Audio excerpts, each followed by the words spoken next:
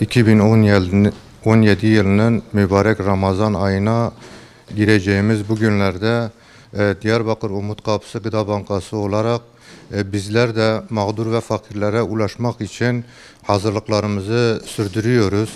Hedefimiz bu yıl içerisinde elimizde bulunan 5000'in üzerinde mağdur aileye gıda ve giyim yardımında bulunmak. Bu yardımlarımız gıda kolisi ve giyim olacak. Artı bu yılki koli bedellerimiz 60 TL ve 80 TL olarak biz belirledik. Bu mübarek ayın içerisinde rahmet, mağfiret ve hayır ayının olması münasebetiyle hayır sahiplerinin yapacakları yardımları inşallah biz de bir köprü vazifesi görerek bu mağdur ailelere uğraştıracağız.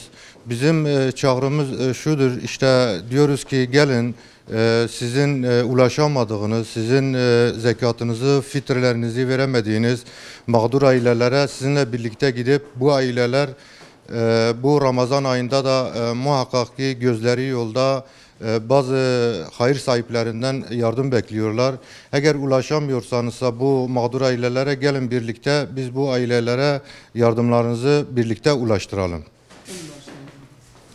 Zaten bu yardımlarımız özellikle Sur'dan gelen, Sur'dan evlerinden olan, yurtlarından olan mağdur ailelere verilecek ve artı şu anda elimizde bulunan 1000'in üzerinde Suriyeli aileler var. Bu aileler işte bilindiği üzere yurtlarından, yerlerinden edinerek bir mağduriyete uğramışlar.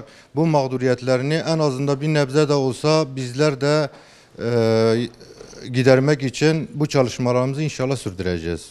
Son olarak söyleyeceğimiz hayır sahiplerini bu Ramazan ayında da yardımlarını mağdur ailelere ulaştırmak için bizlerle birlikte gelip hem aileleri görüp hem de mağduriyetlerini yerinde görüp bu ailelerin mağduriyetini birlikte gidermek için birlikte en azından bir umut olalım.